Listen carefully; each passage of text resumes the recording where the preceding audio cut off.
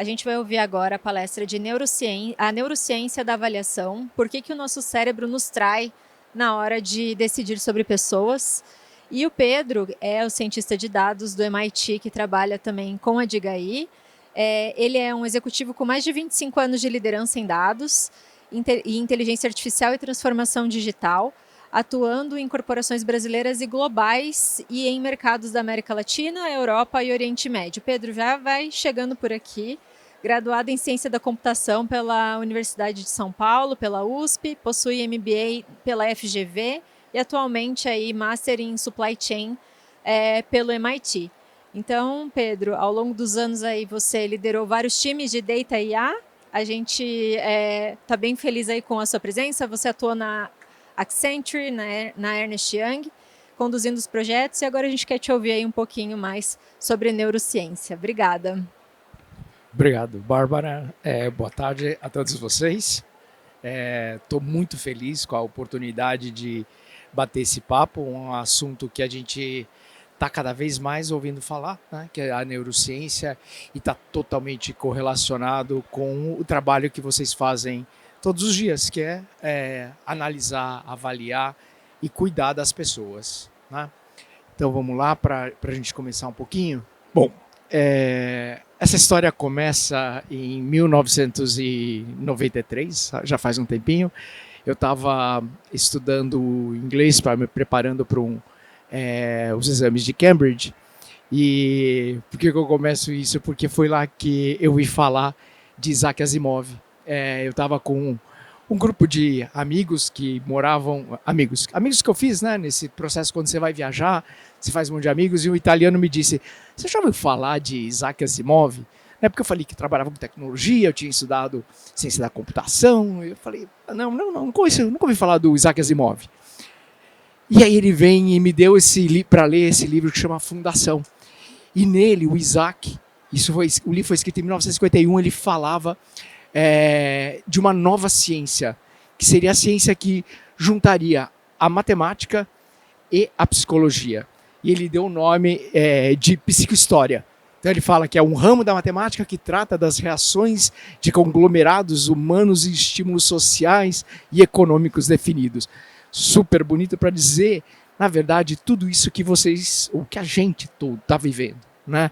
Que é o momento em que tecnologia e o humano estão se juntando cada vez mais para a gente conseguir viver melhor, né? Acho que esse é o lado positivo que a gente tem que olhar, né? E vocês entendem muito mais de neurociência do que eu, e é isso que eu vim fazer aqui, para junto com vocês, né, falar um pouquinho e entender um pouquinho de neurociência. Bom, qual que é a nossa jornada? A gente fala um pouco do cérebro, falar um pouquinho de vieses, que eu acho que o ponto todo que eu vou levar até o finalzinho é falar de vieses, o que é viés, falar um pouquinho das evidências, da CIOP, se vocês não ouviram falar, mas provavelmente sim, como que a gente está usando o IA, né, e qual que deveria ser, ou que vai ser a nossa estratégia, né, ao longo do tempo. Qual que é a linha que atravessa tudo, né?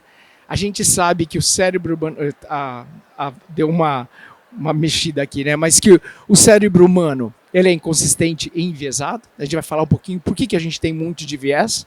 Está relacionado com a nossa história e tem um monte de coisas para falar sobre isso. A gente vai falar de avaliação padronizada, né, que a gente tenta fazer para reduzir o ruído, porque a gente fala que o nosso cérebro ele é ruidoso, né? Tem muita história atrás dele. E como que a gente está falando de o que a gente deveria fazer, usar a IA na seleção e, mais do que isso, na avaliação das pessoas. Olha só, quando a gente fala no cérebro, tem uma história aqui que é a amígdala. E eu confesso que quando eu falei com o neurocientista, eu falei: mas o que a amígdala tem a ver com tudo isso? Tem a ver com um estudo de uma cientista, ela publicou há alguns anos, quase 20 anos atrás, e ela testou a amígdala fazendo 2 experimentos. Ela colocou um sistema de avaliação na amígdala, que ela media a reação que a amígdala tinha quando as pessoas viam uma imagem. E ela colocou as pessoas e colocou imagens ou fotografias de pessoas negras e pessoas brancas. E ela percebeu que eram pessoas desconhecidas. E aí que ela percebeu que as pessoas levavam um susto a hora que viam pessoas negras. Ou seja, tinha uma reação que corroborava com o que eles chamavam do teste IAT. Também não sei se vocês ouviram falar, que é o que eles chamam de Implicit Association Test, que é o teste do viés, dos vieses cognitivos que todos nós temos, né? E aí ela falou assim, a amígdala está mandando esse sinal para o cérebro. Esse foi o primeiro experimento dela. Agora, o segundo experimento, que é o mais bonito ainda. O que ela fez? Ela trocou as imagens. Não eram mais pessoas desconhecidas. Eram pessoas negras, brancas, japoneses, só que pessoas conhecidas, pessoas famosas. Nesse momento, a amígdala não mais teve essa reação do cérebro. Era uma reação, o susto que ela tinha percebido no desconhecido não tinha. E o que esse estudo mostrou, né? Que o aprendizado, que é essa outra coisa que a gente vai falar ao longo dessa meia hora, o aprendizado muda tudo. O nosso cérebro tem uma neuroplasticidade. A nossa capacidade de aprender muda tudo na gente. Então, na sequência, né? Então, da amígdala, que é a primeira reação, e também dois outros estudos que corroboram isso, né? Do Daniel Kahneman, que é famoso, que é o rápido e devagar, que nos primeiros 100 milissegundos a gente toma uma decisão, né? Que é aquela mais rápida, aquela mais espontânea, né? A amígdala percebe e a gente toma a decisão, a gente julga. E tem o nosso sistema, ou tipo, né, o tipo 2, que é aquele cérebro analítico, mais racional, que pensa, mas que muitas vezes ele não é acionado. Na maior parte das vezes, só o tipo 1, ou o sistema 1, que funciona. E aí está o problema, aí mora o problema. Né? E como que a gente trabalha para resolver isso? E aí acho que vale um pouco a pena a gente pensar por que o nosso cérebro é assim, né? A gente, só relembrando, né? A história do Homo na humanidade, né? Na Terra, tem 2 milhões de anos. O nosso cérebro começou a ser formado por 2 milhões de anos. 300 mil anos está relacionado com quando a gente identificou o Homo sapiens, que ele levantou e começou a caminhar. O primeiro momento que o homem parou na agricultura faz ali aproximadamente 12 mil anos. As primeiras cidades começaram a aparecer há 5 mil anos. A indústria faz 250 anos. O computador, 70 anos. O smartphone, né, faz 15 anos.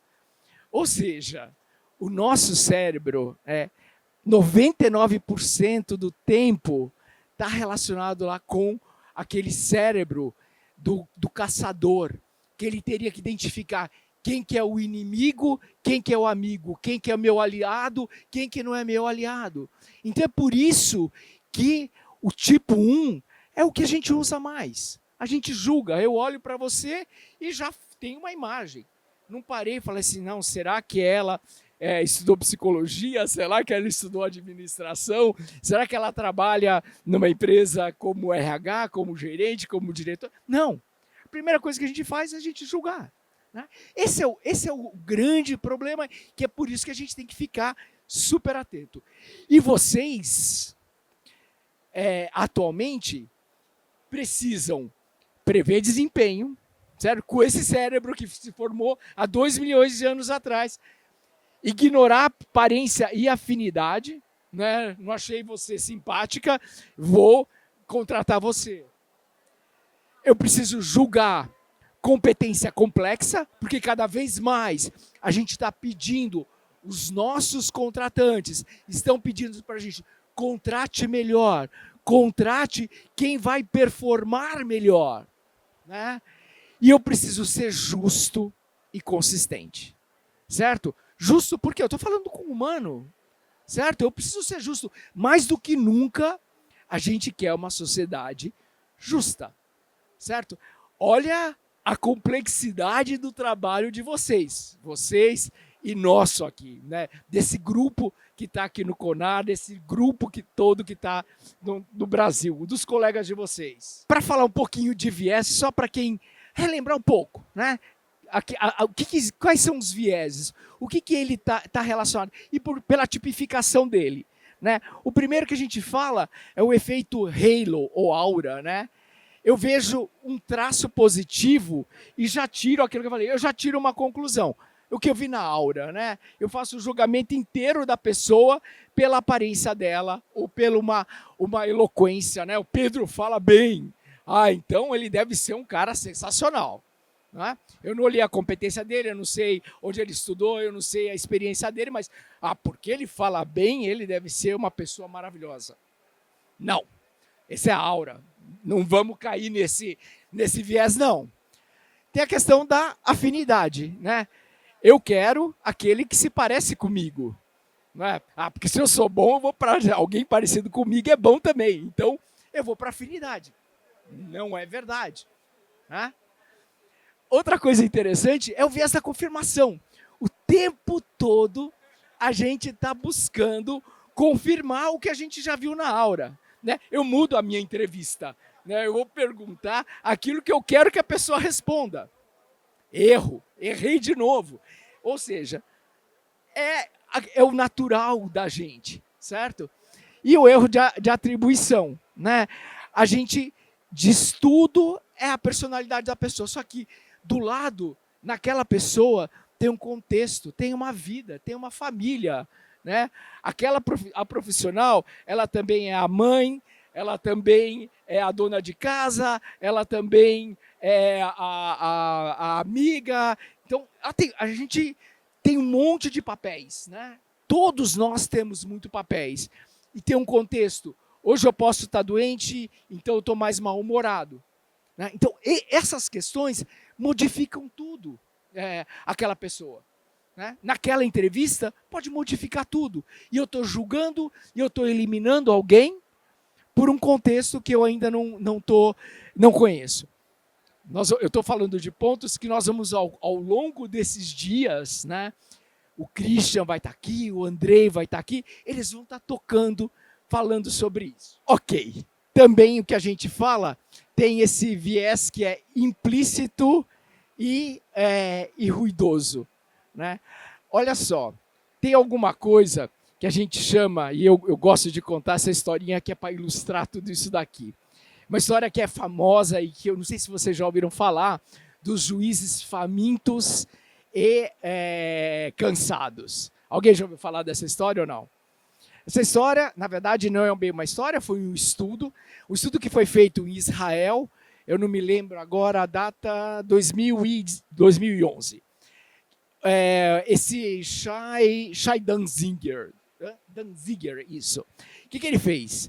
Ele pegou 1.200 sentenças, que aconteceram num período de 10 meses, e acho que tinham aproximadamente 20 juízes. E o que ele avaliou? Né? O juiz estava avaliando se ele ia dar liberdade condicional para o preso. O que acontecia? A chance de um preso ter uma liberdade condicional, quando o juiz começava o dia, era 65%. No final do período dele, porque na verdade ele tinha 2 períodos, mas vou falar esse detalhe, ele tinha um descanso, depois então ele tinha lá 4 horas de trabalho, começava às 8, às 10 ele tinha um descanso, depois ele parava ao meio-dia. Então, 65% começava no começo da jornada dele e fazia o efeito que a gente chama de serrote, e caía para 0 quando chegava perto do intervalo ou perto do final do trabalho dele. O que mostrava? Né? Uma correlação entre... Eu quero terminar meu trabalho, eu não quero pensar, entendeu? Esse cara vai mesmo, não vai ter liberdade nenhuma. Então, a chance caía. Mas, para ser honesto, quando eu estava me preparando para cá, eu fui pesquisar um pouquinho mais, ler o artigo e o contra-artigo, que é deste rapaz aqui, do Margell e o Shepard. e o Glockner, o que eles viram? Que, na verdade, tem um viés também nessa história. Alguns dos presos, eles eram que não eram, que a chance dele era zero, é porque ele não tinha advogado, e normalmente eles colocavam numa ordem, as pessoas que não tinham advogado eram as últimas pessoas do dia. Então, foram fazendo essa correlação e viram que de 65 para 0 não era a total verdade. Porque também em alguns casos, tinha esta correlação com o fato do preso não ter o advogado. Mas, no geral, era isso que acontecia. E a gente sabe, quando está chegando no final, se eu tenho um trabalho muito difícil de fazer no final do dia, muitas vezes eu quero acabar com aquele negócio. Eu preciso entregar hoje, vai o relatório do jeito que está. Não, vou ser honesto, manda para frente, que atrás vem gente. Olha lá. A grande evidência que a gente volta para as entrevistas, e esse é um ponto que a gente vai falar muito para todos os times, e é um dos pontos que nos tem trabalhado ou está relacionado com a forma como a gente usa a nossa plataforma. Isso é um estudo de mais de 100 anos de RH, né, que mostra, pessoal, que a chance, ou, na verdade, a probabilidade, isso aqui é uma validade preditiva, de uma entrevista não estruturada, achar uma pessoa que tenha uma alta performance, é 38%. Quando eu coloco uma entrevista estruturada, isso aumenta para 51%. E se eu faço isso e coloco um teste de integridade, vai para 65%. Ou seja, o que a gente quer? Né? Que esse caminho está mostrando que com a estruturação e com a IA, né, se a gente conseguir reduzir vieses, a gente vai aumentar muito mais a nossa precisão no processo de seleção. Então, é isso que eu vou assim rapidamente passar, porque não posso me atrasar, né? Rapidamente passar quais são as recomendações da CIOP quando a gente vai usar a IA. Né? Eu acho que esse é um ponto importante, porque a gente viu, eu preciso reduzir viés, né? E a IA é um caminho para a gente reduzir viés. Né? E aí a gente vai falar como que a gente vai fazer isso juntos. Então, a CIOP, que é essa sociedade de psicologia industrial e organizacional, uma sociedade aí de mais de 100 anos, americana, e que muitas empresas fazem parte dela, mesmo do Brasil, e eles dizem essas recomendações. O que deve nortear tudo que a gente faz quando a gente pensa em estruturação, em uso de IA no processo de seleção e avaliação dos candidatos. Eu preciso prever, né? Eu preciso ter validade no desempenho, então preciso ter precisão, preciso ter confiabilidade, então é importante que eu confie no modelo, é importante que o candidato confie no modelo. Eu preciso ser justo e não posso ter vieses, né? O que eu estava comentando lá anteriormente com vocês. O meu uso e a minha administração precisa ser apropriado e fundamental. A gente precisa documentar e auditar. Né? Então, sem documentação, eu não audito. Então, rapidamente, por que a gente fala, a gente precisa? E a gente vai falar muito também de score, né? Quando a gente cria a nota, o nosso score, ele precisa prever o futuro. O Christian, na sequência, vai falar aqui como que a gente está prevendo o futuro, né, do candidato. Qual que é a nossa, o que a gente chama de ground truth, né? Qual que é a nossa verdade básica? E essa verdade está correlacionada com tudo que eu falei antes. A gente não pode ter viés. O modelo parte daquilo que vocês consideram, por exemplo, do que é um bom candidato, né? Ou do que é uma pessoa que tem uma ótima performance, mas isto precisa ser mensurado, isto não pode ter viés.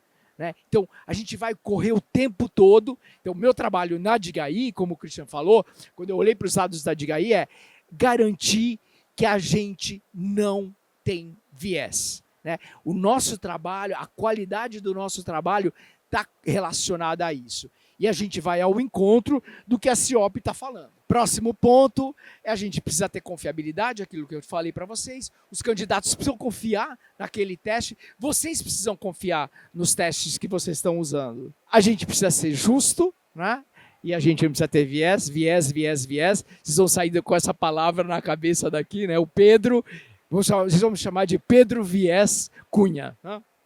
O Pedro sem viés Cunha, por favor. Por último, eu tenho que pensar numa boa administração, né? Use a administração, e vocês podem ver isso na demonstração da plataforma que a gente tem aqui. Então, tem todo um processo que a gente chama de pipeline, como que a gente constrói esse processo e faz uso e administra o processo de uma maneira muito clara e muito transparente. E principalmente a questão da documentação e da auditoria, né? Então, esse é um outro ponto também que vocês podem, aqui no finalzinho, falar com o time da Diga Aí para conhecer um pouco da nossa plataforma que a gente chama de TIP. E aí, a questão, só para arrematar, né? A questão onde a máquina repete o nosso erro, a gente precisa sempre olhar para dado enviesado, que a gente bateu sempre. Na questão dos nossos modelos, a gente olha muito para que a gente não use proxy oculto. Então, sei lá, um CEP, um ROB, alguma coisa assim, para que a gente não os coloque nos modelos. E eu cuido disso também aqui na Diga Aí. A gente tem que pensar que o nosso modelo ele é transparente, não tem caixa preta. Tudo na Diga Aí é muito aberto. E aí o que a gente vai falar agora, da questão da retroalimentação, né? O feedback de vocês é fundamental. Com todos os times que a gente tem trabalhado, a gente tem buscado o tempo todo o feedback, né? E por que a gente falamos do feedback? Essa questão do que a gente está chamando de estratégia, né? É estruturar o seu processo, certo? Validar o seu processo, auditar o seu processo e, principalmente aqui, combinar. A gente combina a IA com vocês, né? Com o recrutador, com o avaliador. Como que a gente faz isso? Com um conceito, né, que veio com a IA generativa, que é a OpenAI, o Gemini, o Claude, que é o que a gente chama de Reinforcement Learning. Ali está está errado, é from Human Feedback, certo? Então, vocês, né, vocês times de RH, são o humano nesse loop, né? A gente tem os modelos, a gente tem o feedback de vocês, a gente coloca isso novamente no modelo, que a gente chama de, ficar aqui porque aqui está, a gente chama de reinforcement, né? E aí a gente gera outros modelos, né? Então, vocês estão nesse looping que a gente está dizendo. E para finalizar, eu acho que a mensagem mais positiva que está relacionada com a neuroplasticidade. O mesmo cérebro, como mostrou a doutora Elizabeth Phelps, o mesmo cérebro que nos trai é o cérebro que aprende, né? Então, eu consigo fazer com que o meu cérebro reaprenda, né? Eu aprendi o viés, eu posso reaprender agora sem viés. Eu posso fazer, a máquina, a gente faz reset, né? O que a gente vai fazer com o nosso cérebro é recomeço, né? E a gente vai usar a nossa reserva cognitiva. O nosso cérebro é infinito, né? Então, a gente pode usar o nosso cérebro como essa metáfora de aprender, né? E qual é o link que eu gostaria de fazer com vocês? A gente, a Diga Aí tem um lançamento de um novo produto que se chama DNA High Performer, né? O Christian vai apresentar daqui a pouco, né? Eu acho que não sei se é na sequência ou depois, em que a gente fala muito, muito, muito de aprendizado, né? Um dos vetores de ser um high performer é a sua capacidade ou a sua agilidade de aprender. E aí eu fico aqui com um professor, o Rubens Bolo, que fala que a questão não é apenas se podemos recomeçar, mas que condições criamos para isso, e vocês que lideram é que podem criar essas condições, está na mão de vocês. Muito obrigado. Alguma dúvida, eu estaria aqui para conversar com vocês. Foi um prazer compartilhar um pouco desse conhecimento aqui no CONAR.